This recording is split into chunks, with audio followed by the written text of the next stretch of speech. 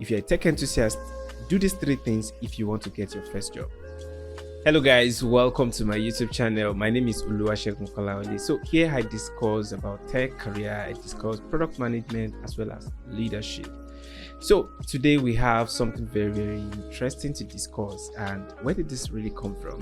So it came from from waking up this morning to 2 emails from different recruiters reaching out that, okay, hi Oluwasegun, we believe you'll be the best fit for certain roles and all. And I can see this at the moment that a lot of people are out there actually looking out for jobs that they can actually do, and they've actually reached out to employers, but it seems like some CVs have been bounced or no one is even reaching out to them. Hence the necessity for this video, because I would love to share some things I feel like I've done well that is actually helping me, that have made them to be able to come directly to me. By the way, if this is your first time of coming into this channel, you should subscribe, because I drop quality content on leadership, on tech career, as well as product management. Going into the business of today, if you're a tech enthusiast, do these 3 things if you want to get your first job.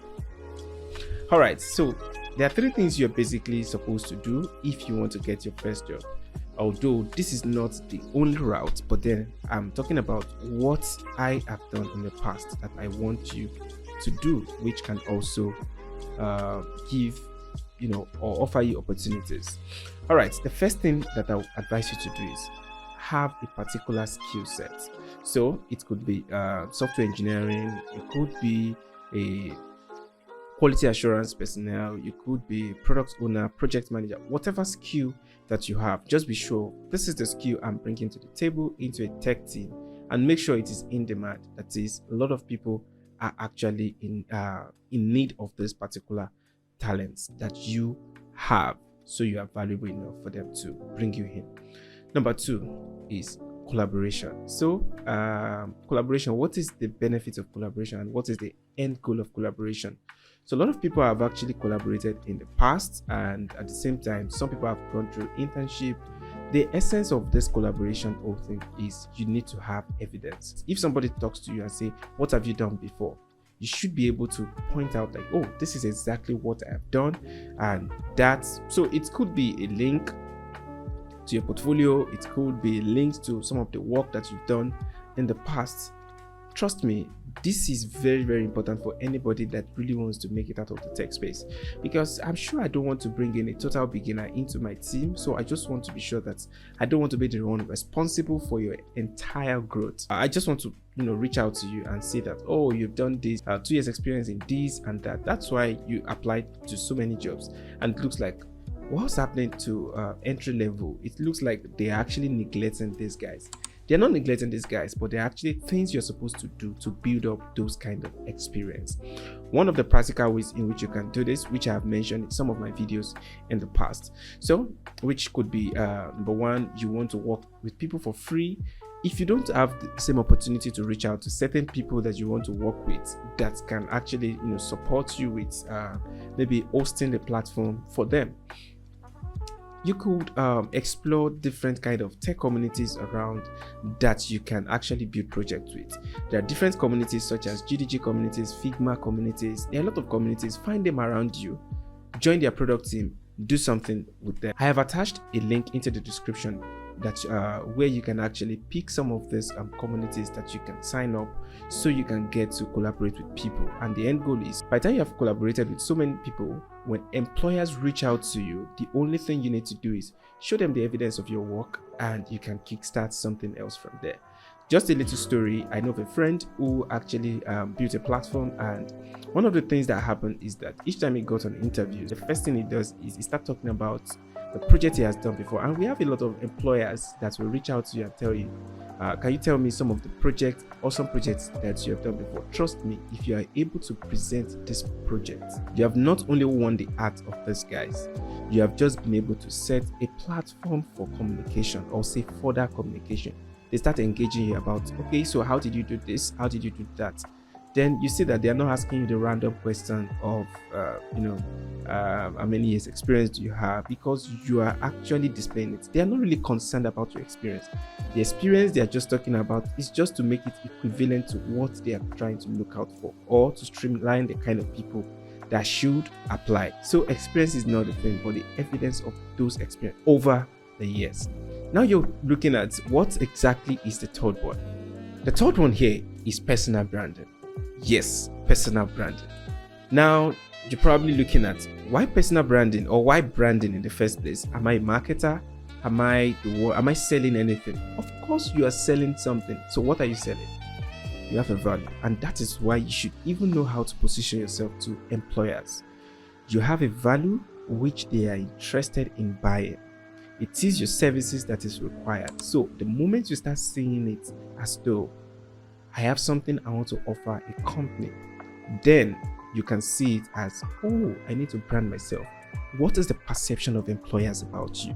Your branding goes beyond the normal way you've talked about yourself. All right.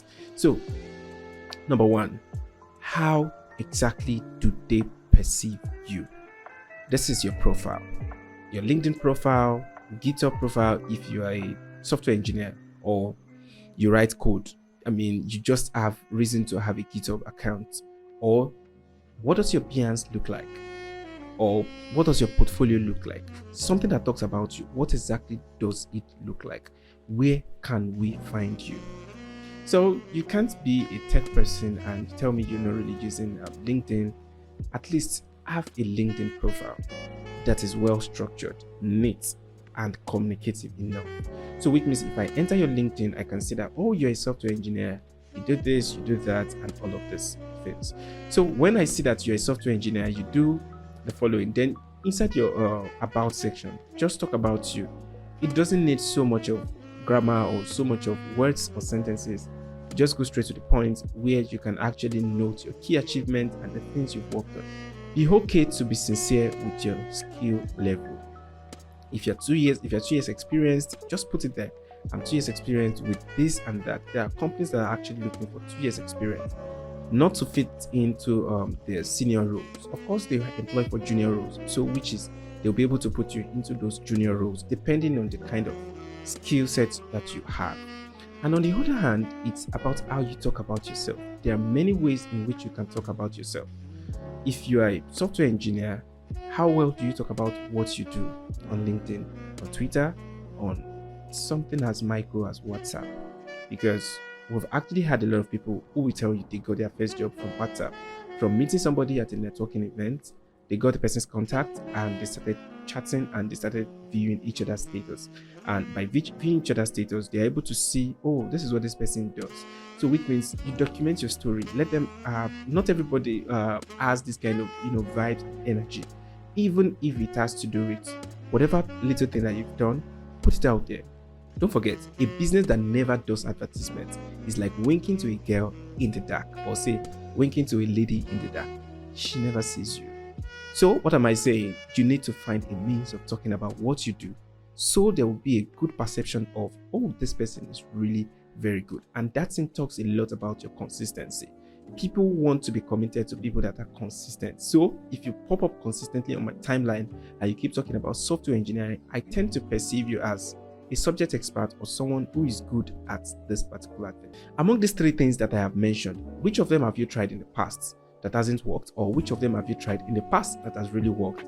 I want to know how you feel in the comment section. By the way, if you have been trying this in the past and you've actually not gotten that result you're looking for, please note that once you start doing this, it requires consistency over time.